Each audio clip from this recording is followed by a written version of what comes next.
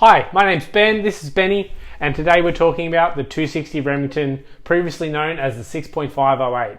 Its effectiveness as a hunting cartridge, its modifications and variants, its suspicious and controversial history, and its comparison to 6.5 Creedmoor. Let's begin. General information.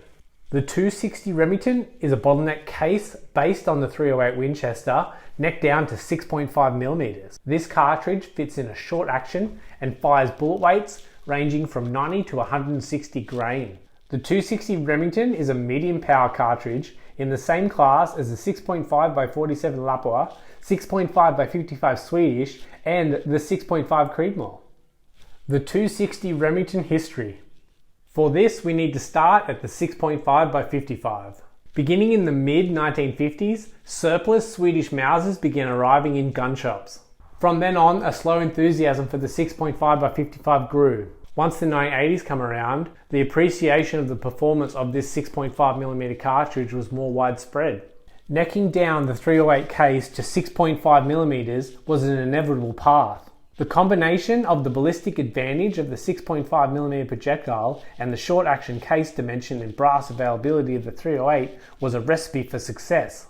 The sleek profile of the 6.5 projectile was capable of producing lower bullet drop and lower wind drift in comparison to the 308, and all with less recoil. Even standard off-the-shelf hunting 140 grain projectile showed excellent performance, and the 6.508 was born. Noticing the potential of this impressive design, the A-Square Gun Company decided to standardize this cartridge as the 6.508 A-Square. In 1996, A-Square applied to SAMI to standardize the 6.508, but for some unknown reason, the process seemed to go nowhere. Then, in 1997, Remington applied with a similar application to standardize this Wildcat as the 260 Remington. A short time passes and the 260 Remington is accepted as a standardized cartridge. Seems suspicious. Anyway, Remington then went on to forever cripple their new cartridge by releasing it only in hunting configuration, chambered in their Model 7 rifle combined with a 20-inch 1-in-9 pencil weight barrel. I don't understand why Remington never offered this chambering in their 40X target rifle with a 1-in-8 twist to take full advantage of the 260's potential. Overall, the 260 achieved limited success. It saw a slight resurgence in popularity in around 2010 for long-range shooting, but its sales continued to suffer mostly due to the greater popularity of the 6.5 Creedmoor. Competition. Since the idea of this cartridge was to improve upon the external ballistics of the 308, it is not surprising that the 260 Remington does excel in many long-range shooting disciplines. With its low to moderate recoil and ability to use high BC bullets, while fitting in a standard short action, it gives this cartridge a lot of potential, especially as the 260 Remington is capable of duplicating the muzzle velocity and the trajectory of the 300 Winchester Magnum, while generating significantly less recoil. The 260 Remington is a hunting cartridge. The 260 Remington can be very effective for hunting small game. You can use light for caliber bullets in the 90 to 100 grain weight range, and get speeds well over 3,000 feet per second. But there won't be much left of the unfortunate creature on the receiving end of it. The same problem applies with predator hunting. The 260 Remington is a very effective cartridge on cats, foxes, wild dogs and coyotes, but if you want to keep the pelt, you should use something smaller. For medium-sized game, the 260 Remington is far better suited, and it causes minimal carcass damage. For large game, the 260 Remington is starting to get on the smaller side for this application, but you could load heavy for caliber projectiles like the 160 grain interlock round nose or the 140 grain ELDX. These would penetrate deeper into tissue, ensuring better kills on these larger bodied animals. Dangerous game. While I haven't found any accounts of the use of the 260 Remington on any dangerous game, although anything's possible, I found 2 accounts in the early and mid 1900s of the 6.5x53R, also known as the 256 Mannlicher, and its use on dangerous game. And while it's not a 260 Remington, its bullet diameter and external ballistics are quite similar. The first account was a man named Karamojo Bell. He shot more than 1,500 elephants in his lifetime, and he held a very high regard for the 6.5x53R, using it for approximately 300 of these kills. The second account was from the writer Ernest Hemingway, who also used the 6.5x53R in Africa, Although it wasn't his favourite cartridge, he did use it effectively.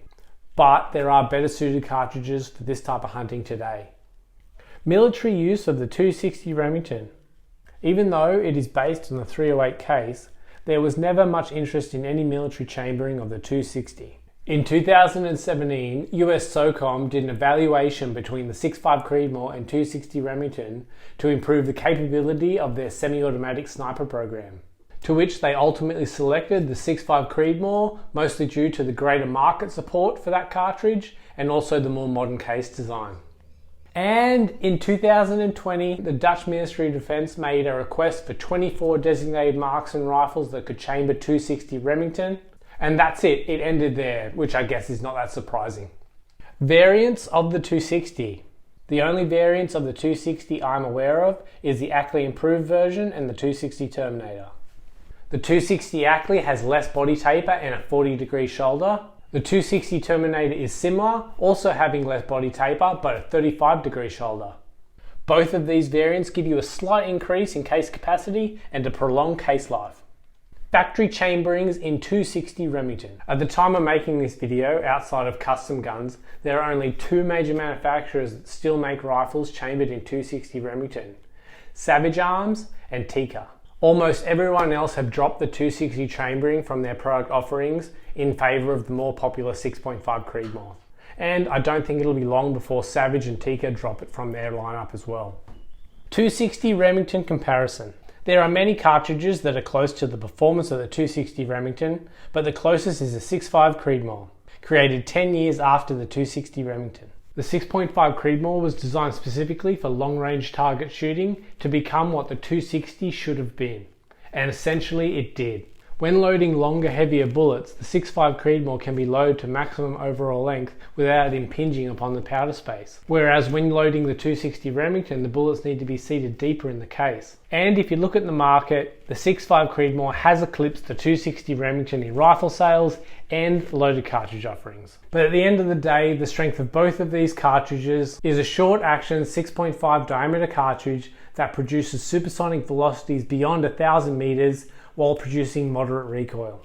So regardless of the cartridge, you could pick either one and still be happy. So what do I think of the 260 Remington? I like it. It combines low recoil with excellent ballistics. It's easy to reload and find components for. It's a great cartridge and one of my favorites.